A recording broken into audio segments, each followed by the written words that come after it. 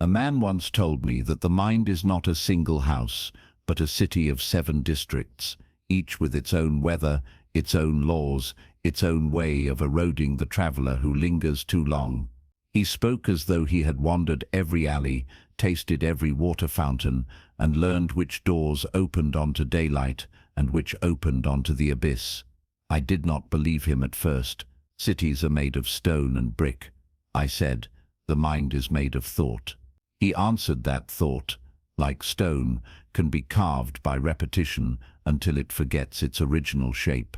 Then he opened a notebook and drew 7 circles, each labeled with a single word: echo, mirror, stage, tomb, cyclone, cellar, basement. These, he said, are the districts where 90% of human strength goes to die. The remaining 10% is the narrow road between them, a road so narrow that most people never notice it exists. I asked how he knew.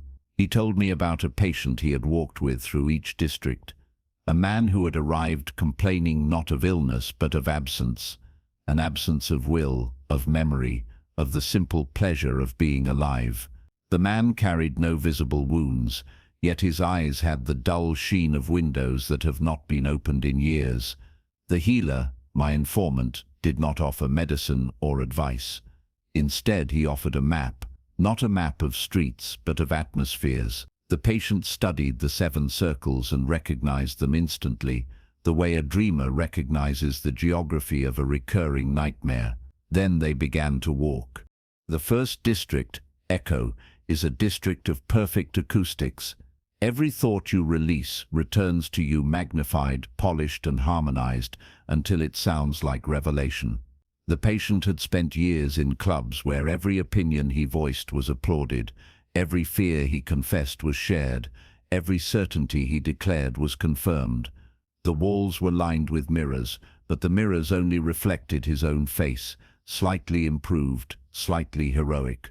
He thought he was growing, but he was only accumulating reflections.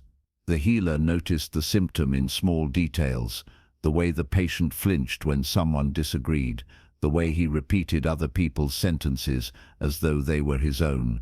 Echo teaches that agreement is comfort, and comfort is safety. What it does not teach is that safety, taken too far, becomes a cage whose bars are made of your own voice.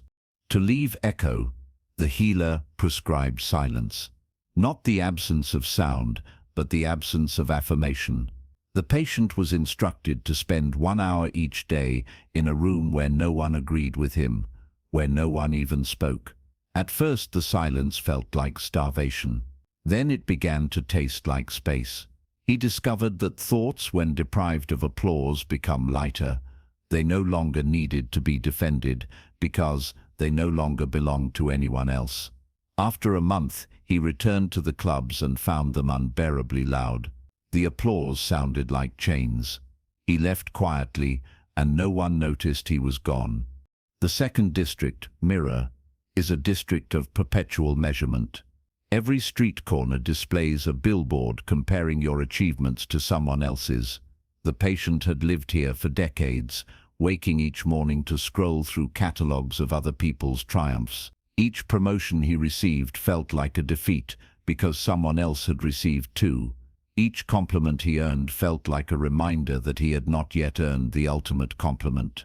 The healer noticed the symptom in the patient's posture, the slight forward lean, as though he were always trying to catch up with a figure just ahead of him. Mirror teaches that worth is relative and relativity is endless. What it does not teach is that the race has no finish line because the finish line is always receding into someone else's horizon. To leave Mirror, the healer prescribed subtraction. The patient was instructed to list every possession, every title, every accomplishment, then cross out the ones that belonged to someone else. At first the list shrank to almost nothing. Then it began to grow again, slowly, like grass after a fire. He discovered that some things, curiosity, kindness, the way light looked on water, belonged to no one but him. After a season he looked at the billboards and saw only colors and shapes. The comparisons had lost their power to wound. He walked away, and the mirrors did not follow. The third district, stage, is a district of perpetual performance. Every cafe is a theater, every conversation an audition. The patient had learned to laugh at jokes he did not find funny, to nod at opinions he did not hold, to wear expressions that matched the expectations of invisible directors. The healer noticed the symptom in the patient's voice, the slight tremor that appeared whenever he spoke without knowing whether the audience approved. Stage teaches that authenticity is risky, and risk is to be avoided. What it does not teach is that the mask worn too long begins to eat the face beneath it. To leave stage, the healer prescribed solitude. Not isolation, but solitude, long walks where no one was watching, meals eaten without conversation, evenings spent reading aloud to an empty room. At first the silence felt like punishment. Then it began to feel like permission. He discovered that his real voice was lower, slower, more uncertain than the one he had been using, but it was his. After a year he returned to the cafes and found them unbearably bright. The applause sounded like chainsaws. He left quietly, and the curtains did not close. The fourth district, tomb, is a district of immaculate stillness. Every house is spotless, every emotion neatly folded and stored out of sight. The patient had grown up here, in a family where love was assumed but never spoken, where problems were ignored until they dissolved into the wallpaper. The healer noticed the symptom in the patient's breathing, the shallow rhythm of someone who has learned to take up as little space as possible. Tomb teaches that peace is the absence of conflict, and conflict is to be feared. What it does not teach is that peace purchased by silence is only a truce with despair. To leave tomb, the healer prescribed noise. Not chaos, but noise. Honest arguments, questions that had no answers, laughter loud enough to crack the porcelain. At first the noise felt like desecration. Then it began to feel like resurrection. He discovered that anger, when spoken aloud, became passion, that sorrow, when shared, became connection. After a winter, he returned to the family dinner table and found the silence unbearably heavy. He spoke, and the dishes did not break. They only rattled, like bells waking from sleep. The fifth district, cyclone, is a district of perpetual motion. Every street is a racetrack, every room a turbine. The patient had filled every quiet moment with reading, scrolling, talking, moving.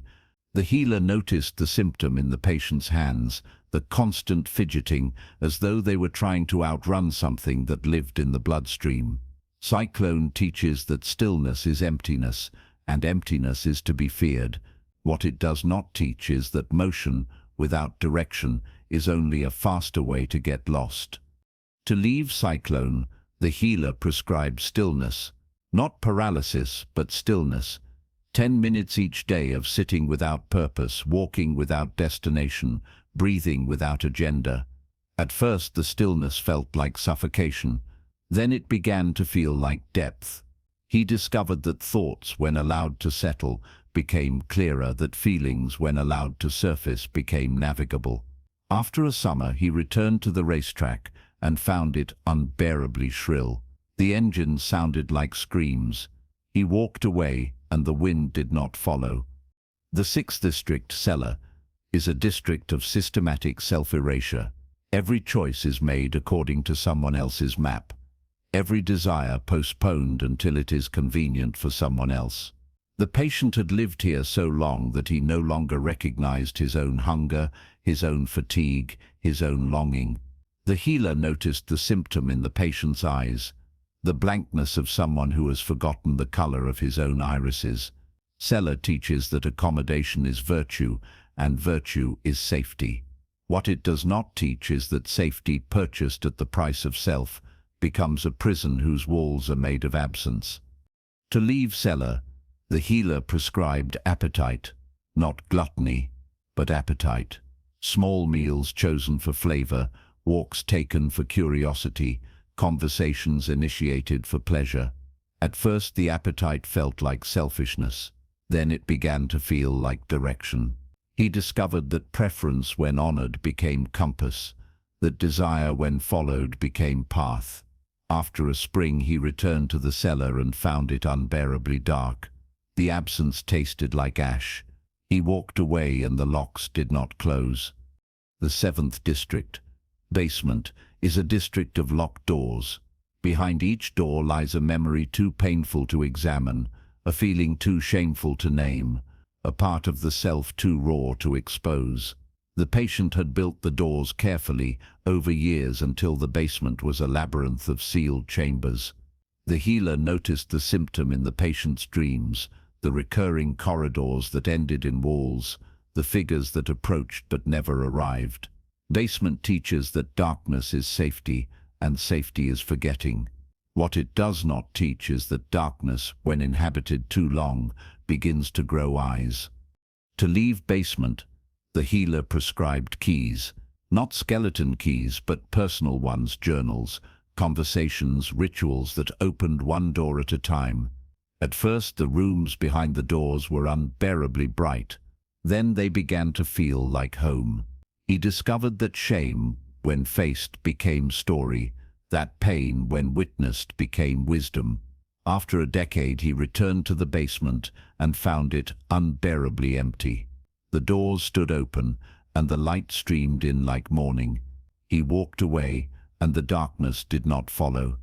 The city remains, and travelers still arrive, drawn by the promise of belonging or the fear of solitude. The 7 districts still stand, still offer their comforts and their cages. But somewhere between them runs a narrow road, barely wide enough for one person at a time. It is not marked on any map, but those who have walked it recognize the signs, the moment when applause begins to sound like chains, when mirrors begin to feel like cages, when silence begins to feel like space. The road has no name, but the patient, now a healer himself, calls it the 8th district, the district of becoming. It is not a place but a passage, not a destination but a direction. It begins with the recognition that every district is a choice, and ends with the understanding that every choice is a beginning. The city of 7 districts is vast, but the road between them is longer, and the traveler who walks it never quite arrives. That, perhaps, is the point.